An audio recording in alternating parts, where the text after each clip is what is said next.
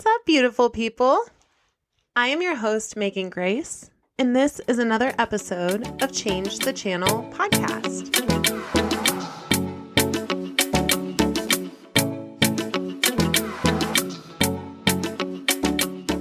Welcome back to the show. On this episode, we're going to talk about one of my favorite and also most difficult life lessons or concepts, and I think it might actually be kind of that way for a lot of people. But we are going to talk about trust and intuition. So in this episode, I'm going to brag on my pup for a little bit. He is a Chow Chow mix. He's got these big old bat ears. He is so cute and so just derpy, is really the best way to describe him. And bless his little heart, I'm his fourth owner. He's about 13. And let's just say that the child has got some trust things he is learning. He's doing great. He's doing way better than he has, especially when I first got him. But trust is something that we are consistently working on, and I am learning as his mom. So part of Odie's trust things are that he responds vocally when something happens. He's the first to sort of bark or chirp or, say something if something is around. And to be honest, it kind of starts to feel a little bit like the dog that cried wolf, if you will. And so I've gotten in the habit of consistently telling him he needs to calm down, looking sometimes if I'm being a good dog mom and actually talking to him about what's around. But for the most part, his barks tend to be about not a lot of things. So I get out of the habit of listening to him as a reliable source with his barking. So the other day it was, it had gotten to be a little bit dark outside and Odie needed to go for a walk, just go get some energy out. And we started out on the front porch and his eyes and whole body got laser focused on a part of the yard.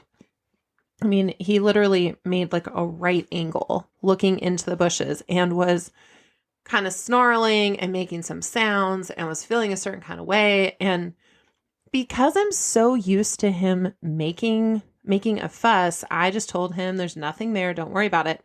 And he was adamant. Like there was no convincing this dog that there was not a catastrophe on the other side of the bushes. So I go, okay, fine. Reluctantly, I listened to his cues and I looked a little bit further. And lo and freaking behold, there was a raccoon in our front yard, just chilling by the front porch, hissing a little bit. And let's be honest, raccoons are dope and also not something I'm planning to have a face-to-face with, nor do I want my dog having a face-to-face with.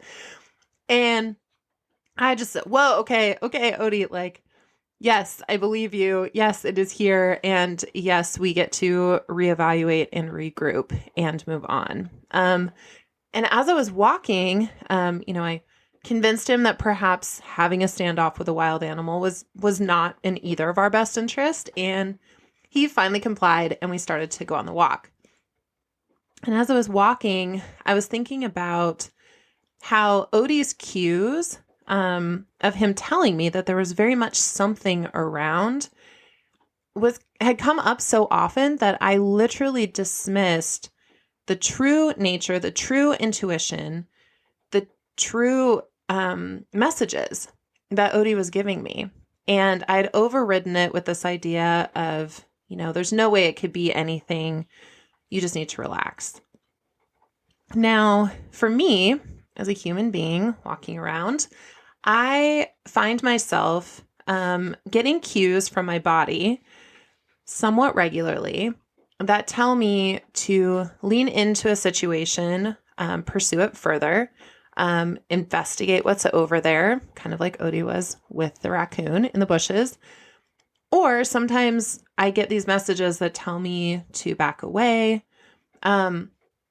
And I've noticed for myself as someone that is learning to heal my relationship with trust within myself, I oftentimes treat myself the way I did Odie and say, oh, you're just being ridiculous. Oh, there's nothing here. Oh, stop making a fuss. Oh, you're getting in the way.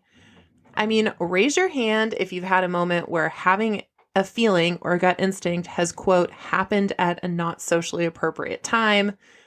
And you're just like, man, not tears right now. Or, it'd be really great if I could stop shaking while I'm giving this presentation. Or, gosh, I just wish that other person wasn't in the room right now because their presence brings up our history. And that is just sending off every bell and whistle in my body.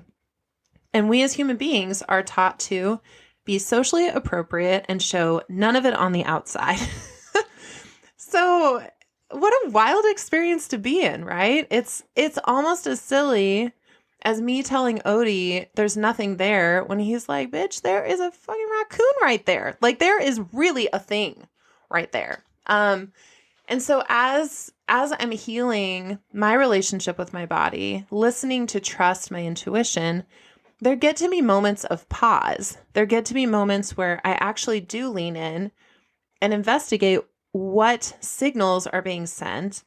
That amazing nervous system that's saying, hey, by the way, like, go ahead and check this out. And I get to have an actual reaction to something that's happening, i.e., we needed to get away from the wild animal that was in the front yard. And Odie was not going to stop making sounds until we actually acknowledged what was around. Now, with our bodies, it's the same thing, right? We can stuff down stories and emotions and feelings and things. We are masterminds at finding ways to avoid the feelings that we're having. But sometimes that fractures the relationship internally and intuitively of trust within ourselves. And so then over time, the messages like the barking of my dog just become this numbed out thing. And when they could be really useful, they could be keeping me safe. They could be also moving me into a direction of excellence, all of that. So I just thought it was so fascinating to me how quickly I was able to dismiss what Odie was saying and how quickly I wanted him to turn off his noises because they were inconveniencing my plans for the evening. Now, what if we were able to change the channel on this when it comes up in our own lives and our own physiology? What if we were able to show ourselves a little bit more kindness and a little bit more curiosity when we have an emotional reaction and listen to it when it's at a whisper so it doesn't have to get elevated and bark and have like a freak out like the way Odie ended up having to because I didn't listen to him at the beginning. So in your body, when your body is telling you, hey, I don't really know why, but I'm not compelled to spend time with this person anymore, or I'm in a room and I would prefer to move across the table from this other situation, or there's a job that I was going to take, looks great on paper, but it doesn't quite feel right. We get to listen to those messages. Those messages can keep you from facing the wild animals in the wilderness of humanity, I guess. And we also get to look at it with a respectful, a respectful lens too. We're not trying to quiet the inner puppy inside of us that's making the noises because number one, it's never going to happen. And number two, it's not very kind.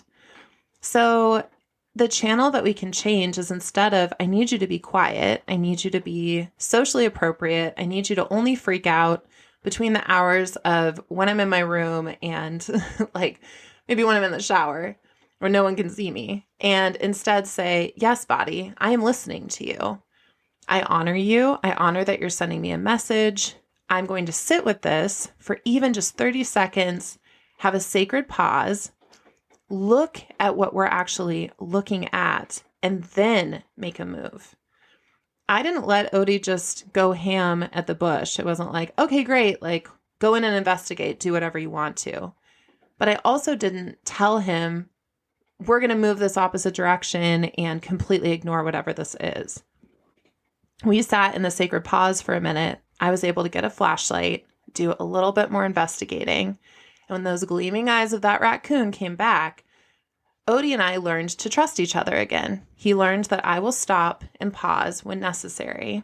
And I learned that sometimes when he is yapping, it's actually about something. And he was keeping me safe. So all this long story short to say, how can we show up in ways that are kinder and more trust-inducing, trust-nurturing, trusting of ourselves and the signals that our body gives, and see what shows up with that? The channel that I feel gets to change is that our bodies are a problem, or our bodies are inconvenient, or our bodies need to shift. What we get to do is shift into a space of, what is my body telling me? I get to be curious. I get to be a kind keeper of these stories, of these messages, of the ways that things are. And from that standpoint, again, we get to learn to trust. And isn't that magical? Isn't that incredible? I know that it's making massive differences in my relationship with my pup. And I know that it makes a massive difference within my body as well when I actually listen to her and honor her wisdom. A tangible way to do this is to ask yourself, or have a friend, or come back to this podcast, and I'm happy to be that friend that asks you, when you're telling a story and something is coming up for you, I like to ask myself, I like to ask my clients, I like to ask my friends, where do you feel that in your body? And a lot of times, you'll hear, wow, I really feel that in my chest, or wow, I really feel that in my arms, or wow, I really feel that in my hands. And when the body hears that we say out loud, I feel that activated there. And the body says, why, yes, in fact, I am activated there. Our nervous system learns to trust our reactions and trust our reality. And we get to build on that as we're moving through the world. I love all things nervous system. I love this new relationship that I'm finding with my body and with my pup. And I hope that you also are enjoying some kindness, some trust-inducing interactions with your body as well. And that you can maybe take this as a quest to change some channels in your own mind of the way that you move through the world. Thank you so much again for joining me on Change the Channel podcast. I so enjoy having you here. Go forth, be kind to that body of yours, and I will see you next week.